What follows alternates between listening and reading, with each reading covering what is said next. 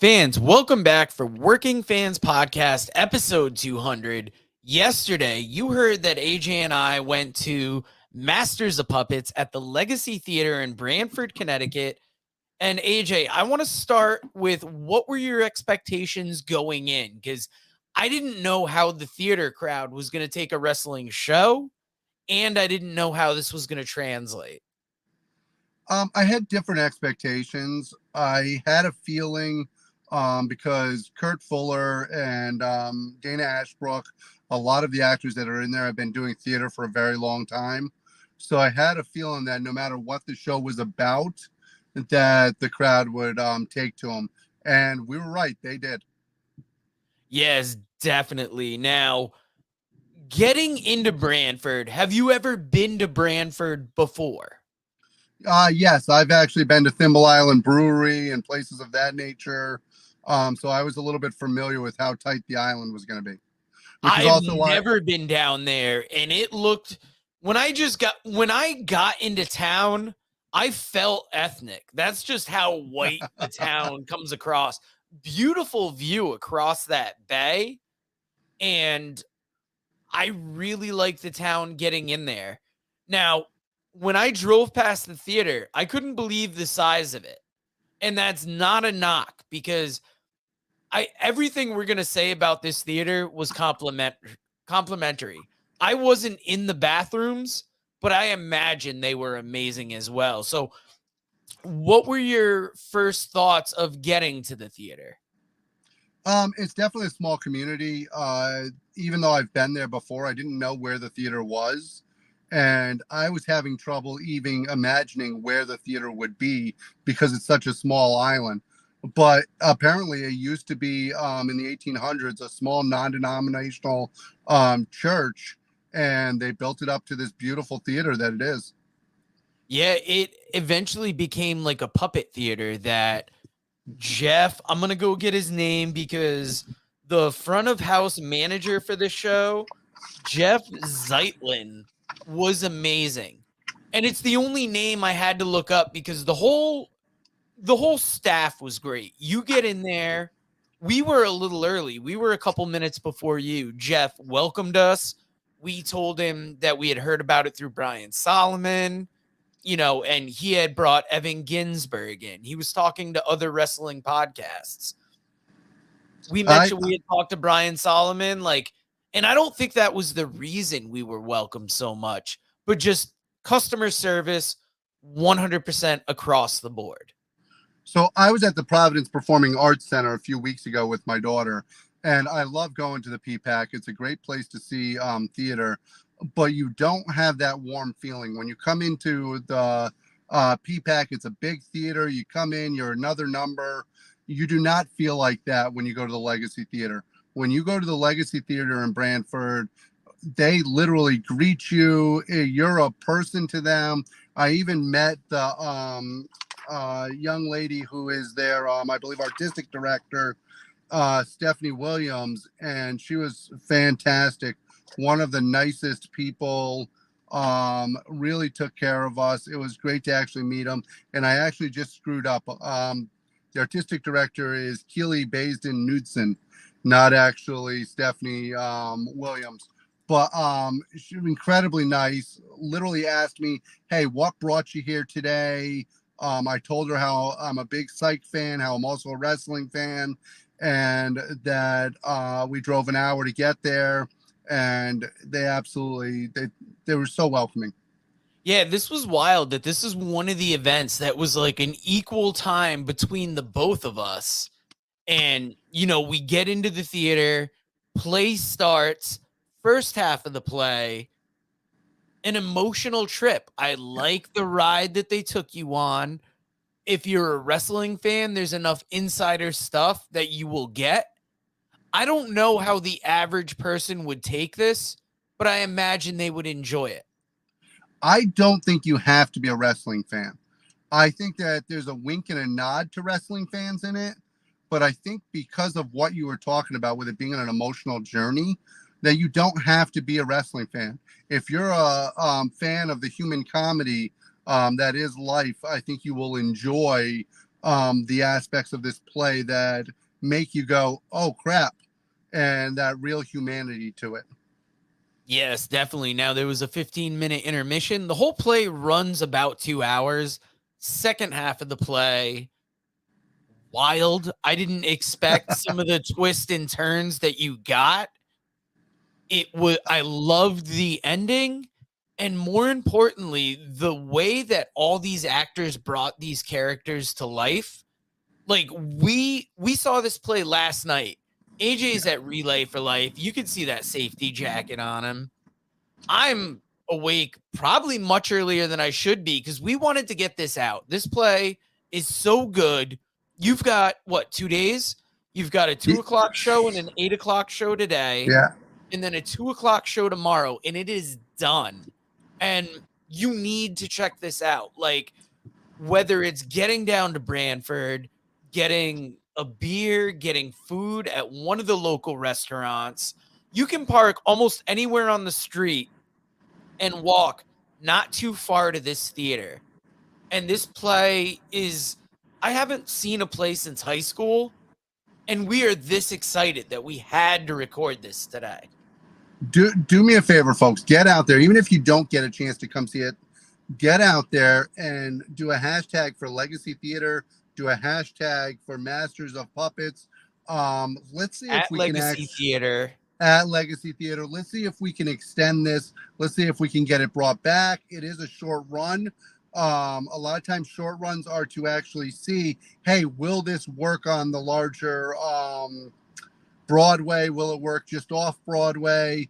The more people that get out there and support this, the better chance we have of seeing a longer run of it, and it is worth it. And it's in Connecticut. Like, one of the things that blows me away is pro wrestling being presented in a more artful form. You think pro wrestling, you think low tier entertainment. But think about what Marvel has done for superheroes now. Everybody is a superhero fan.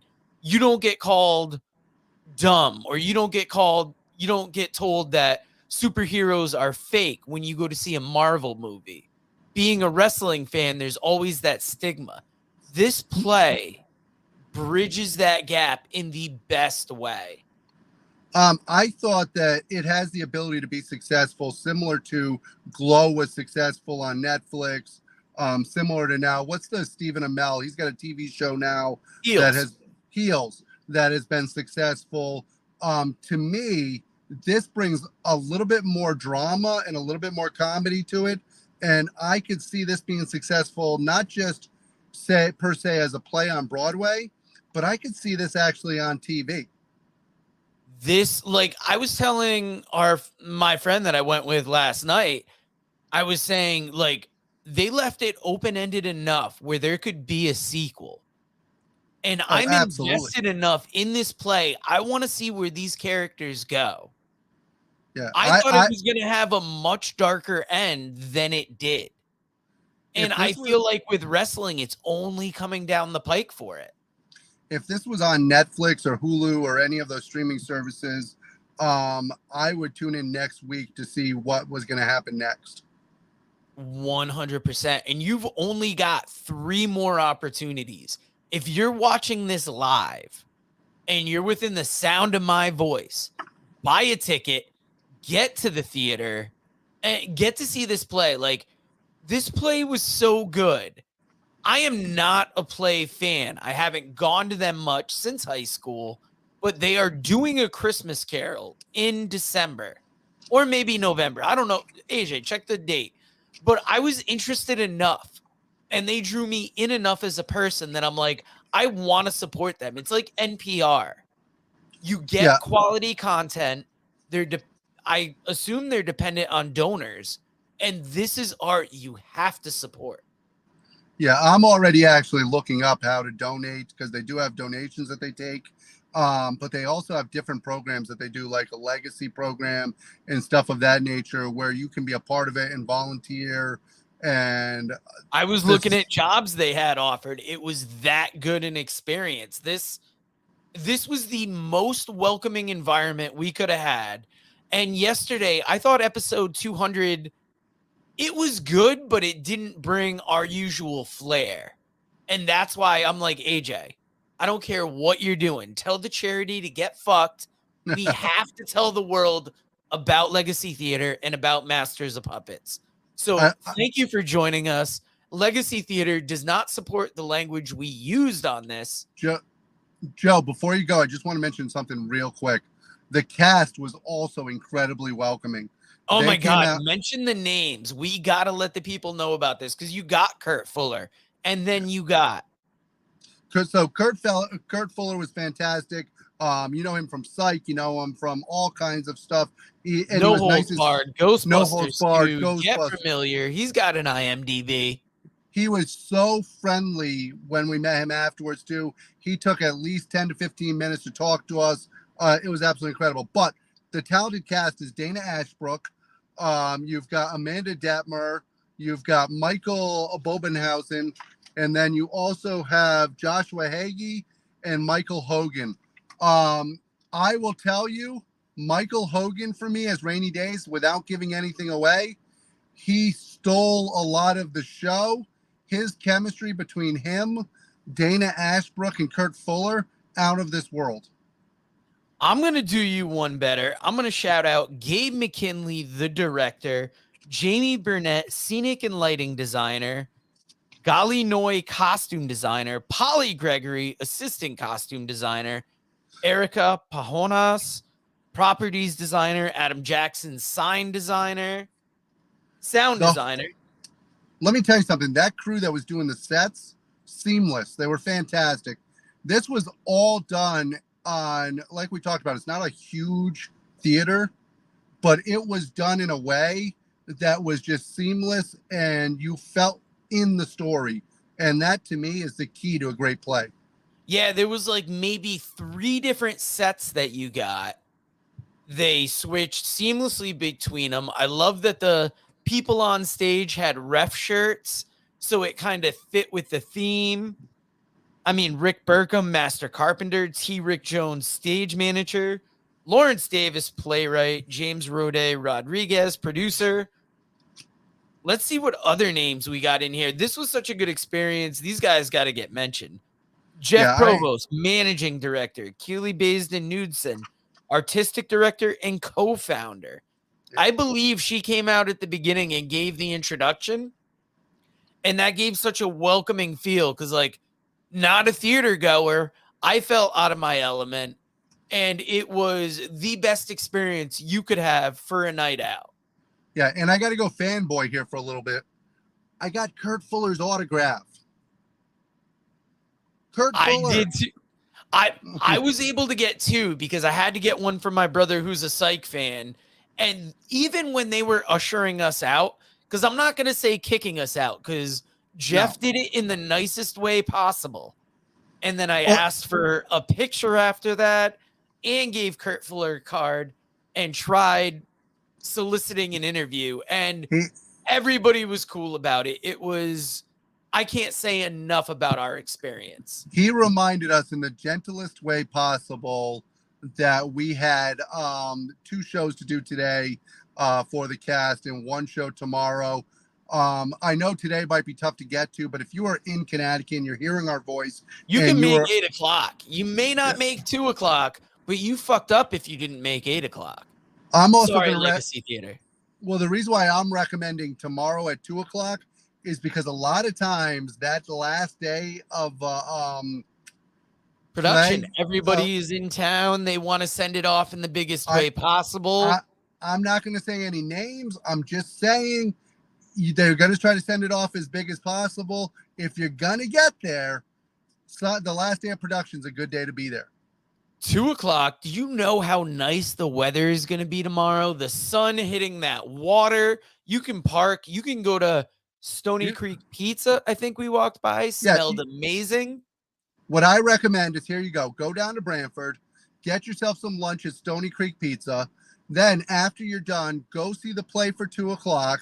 Once you're done with there, take your partner with you. Take your friends with you. Go over to the Thimble Island Brewery, which is over there. And you'll get a nice meal and get yourself some nice beverages. And all of that will make a great day and a great Sunday. Yes, and we got to get going because it's one of my only real days off, and I want to enjoy the sun, but we enjoyed this place so much. We had to tell you why it's this great. And you know what else we got to tell you about? Because, we love the people we partner with. Hopefully, Legacy Theater could be one, but you got Dubby. Use code fansworking at dubby.gg for 10% off. And we got Vinny Berry. Read about the Northern Wrestling Federation in the book presented by Russellville.com, The Pro Wrestling Vault, Volume 2. Hear the story of Roger Ruffin, the man who trained Carl Anderson, the Monster Abyss, Jordan Clearwater, Chris Harris, and Jillian Hall. Plus 45 other short stories including Jazz, Bobby Eaton, Kamala, Thunder Rosa, Mario Mancini, Scott Casey, PJ Black, Kerry Morton, Sal Renaro, Jeremiah Plunkett, Colby Carino, Bam Bam Malone, and many others. Get your book today at Russellville.com. Russellville. It's where wrestling lives.